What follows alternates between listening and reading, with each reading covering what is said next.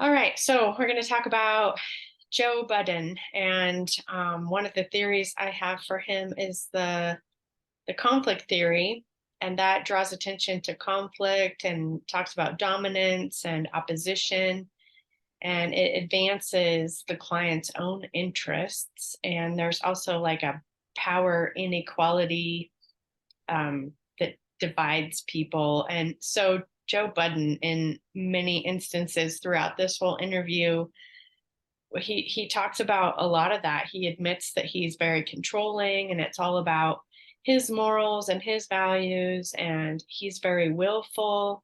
He's a menace to himself and others. He self-sabotages, he flees, he's an extremist. So all of those things point to the fact that, this is a good theory for the therapist to use, and be able to, yeah, kind of call him out on some of that stuff. So, yeah. All right, Carolina, what do you have? Okay, so I picked up on the social learning theory, which states that, individuals learn their behavior based on how they interact with their environment. And the Dr. Siri asks him, about his childhood, and he immediately identifies his brother's rage and how his brother held a gun to his head, I believe, when he was 10 because he didn't want to give him or share something with him. And he also stated, how his mom used to reprimand him by beating him, by pulling his pants, making him get naked and beating him with and he's so specific about what she used. He said she had a thick yellow belt, I believe, that she used, but he didn't identify it as something traumatic because it was just kind of part of what growing up in a Black household was like. Um, so I feel like for him, that behavior of only, expressing rage and it being okay is kind of what he learned. Like his older brother was probably a role model for him. Maybe inadvertently a role model, but still his older brother. So it was just something that he learned while growing up. It was funny though that he said that his dad didn't beat him, which I thought was interesting, that it was only his mom that beat him. Yeah, and maybe Um, it's a cultural thing too. I'm not sure. Yeah, which I mean, I don't know that I necessarily, I mean, I know that moms do it. I don't, and I've heard about fathers doing it as well in a Black household, but that's funny that his dad didn't beat him. But anyway, that's the theory that I identified for him. You want to Okay. go ahead? Yeah. Methods did you pick up on? So I chose that the therapist used the solution focus, and he starts with that to find steps to get to like where he wants the client to go, or how he wants the client to see things, and what could have been done. So, the therapist asks questions like, why do they rob you of your love? Why do they rob you of your harmony? Why do they rob you of your peace and fulfillment? And just kind of asks Joe specific questions so that he can see, what's happening and then come up with a solution. And I don't really remember that there was a solution at the end, except that Joe came to the conclusion that a lot of this stuff that got pointed out was like he agreed with it. I mean, he's like, yeah, I think that's true. And yeah, I see that. And I've had other therapists point that out before, but now that you have, I'm getting that kind of. So maybe that's a solution in itself. I'm not sure, but Yeah, that he's able to take a look at it, or at least because he said that he fought the other therapist tooth and nail. yeah, that is just, yeah. Yeah, Yeah.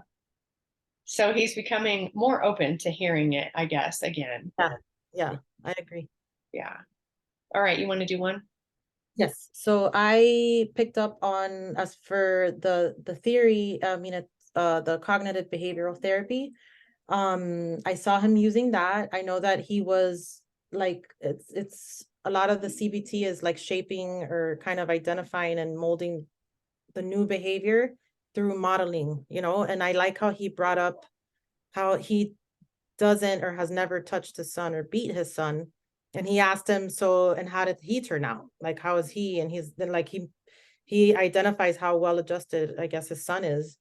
And he was kind of, I feel like that kind of caught him off guard, like how, because I think he doesn't really believe that his mom beating him made him into like a Yeah. rage-filled person, like an angry person. And I feel like that he used that tactic.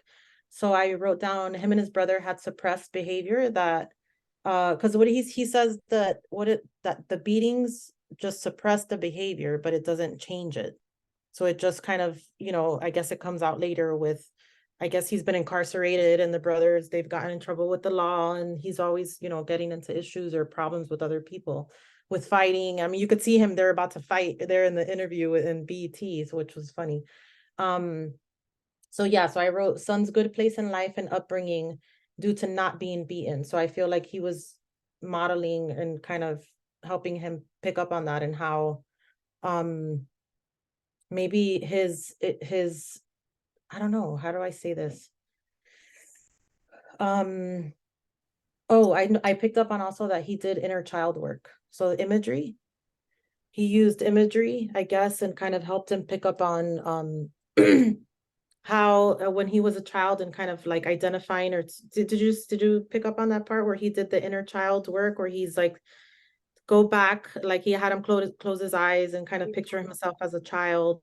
Yeah. So I saw that he used angel cards, and he asked a lot of open-ended questions with Joe Budden. I feel like, I don't know, I feel like he was kind of a challenging client probably for him because he's very intelligent and he's always like kind of, I don't know, did you notice that he's very like he's thinking ahead of what the therapist is thinking? Like he already in his mind has an answer for what the therapist is asking. I don't know, I like, also feel like the therapist did a really good job at like reining him in. Like, no, like look at the yeah, whipping. The whippings is what they call them. Like, look at those. Like they were humiliating. You had to take your clothes off. And he didn't outright say it, but it's abuse. I mean, he should have just said it. Like that's abuse. yes, yeah. But yeah, he was, making the client stop and think about stuff. So I think that was good. I also picked up on the cognitive behavioral theory, which is kind of, it's like their thoughts. The thoughts play, a part in the like kind of maintaining the problem. So if Joe is not seeing the whippings as a problem, Yeah, then it's fine. There's no issue. It's no problem. It's like yeah. whatever. And like the gun to his head, it's so traumatic. Like, and he didn't even know it. He's just like, what? It's just normal, whatever. Yeah, And it's like, no, dude, that is not just like whatever. Yeah. So, anyways, and then there's also an emphasis on changing the dysfunctional thoughts, which have influenced the behavior, like you said. So the therapist had him close his eyes and think through his childhood, like very slowly and methodically, and so that Joe could realize. And maybe that's why when he came to the end of the session, he's like, yeah, I get it. Oh yeah, I've heard this before, but now I'm actually like, I agree with you. Like, I understand, because the therapist, I don't know, just did that so that he could understand it more, maybe. I don't know. yeah, I agree. I with the CBT, I think he was I guess trying to help him see how his, thoughts about what you said about being corporal punishment with him being hit as a child as a form of, like for him to learn or to punish him didn't work. And how yeah, that's what he was doing by showing him like how how well his son was doing and how not like him he is, you know what I mean, and how that's actually worked in his favor versus how him thinking that it was okay, you know what I mean, for him to, Yeah. that was just part of like of the black household experience, which is not necessarily true.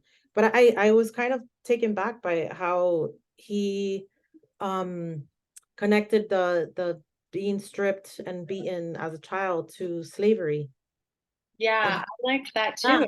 I I think had never heard probably that before. I have, but only like one other time.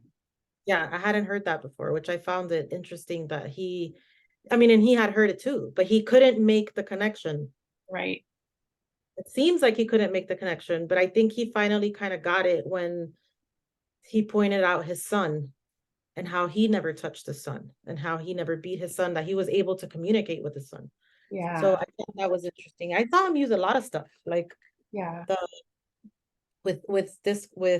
this particular client.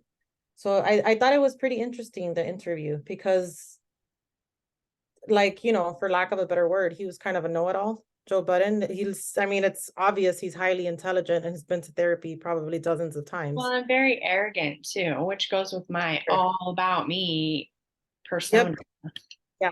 Yeah. And I actually, when I saw the opening, I didn't know that that was even him. I've heard that song before, but I had no idea that it was him. I've seen him on Love and Hip Hop there's Mhm. a show on MTV that he's been on for years. And I was always like, who's this guy? I've never seen, like, I've seen him on the show, but I put two and two together. And that being the song that like made him famous, I guess, from, Yeah. and I didn't know that was him. Well, But yeah, yeah, it was another, interesting. go ahead. No, go ahead. You go ahead. I was done. Yeah, I was gonna say another theory that I had, or method, I guess, a method was the solution focus part of it, which kind of goes along with um the, problem solving and solution focus are a little bit similar, but that the solution focus one is it starts with the solution and then it finds steps to get to what else could have been done. Um, and oh no, I already talked about that one. So the problem solving one is understanding the problem, the possible Mhm. solutions. So that's when the therapist talked to him about his childhood and his brother holding the gun to his head. And he said, how were your parents raised? And then, how your mom treated you. And then he went in later to how you treat your son. So, he's looking at multiple generations, which I thought was interesting. So then he asks him, what do you do with your rage? The therapist asks Joe that. And the client is like, I need a battle, is what he said. Like, that's what I do with my rage, is I battle it out, basically. And so yeah, just kind of talking through that with the therapist, I feel like that was, some good problem solving because he's trying to figure out like where's a rage going, and the client saying this is what I do with my rage, and Yeah. um, yeah, and the client also he said he likes to keep people at bay, Oh, and he's not at the end. He said, "I'm not kind. I'm not a kind person." Um, but that's because there's so much rage in him. He can't yeah. like he just has to rage and be angry and put people off and whatever. So Yeah, what hopefully, did he say? He said, I don't care.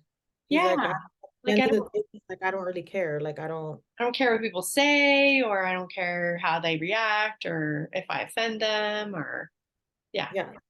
yeah. All right. Yeah, that was a good one. That was a good, like the Deja Loaf was good too, but I liked this one as well. And I almost said conflict theory, but I don't know why I kind of um steered away from it a little bit. I guess I didn't really fully understand conflict theory enough to. Maybe it's because we needed two different ones, not the same. Yeah, I mean, but we hadn't even talked before, which is good. So we were able to identify two different ones. Yeah, that's good. Yes, and Oh, Professor Crystals couldn't record with us because she was having issues with her internet or whatnot. So she was gonna reach out to you. yeah. So Okay. we're Is good. that it? Okay. I'll stop.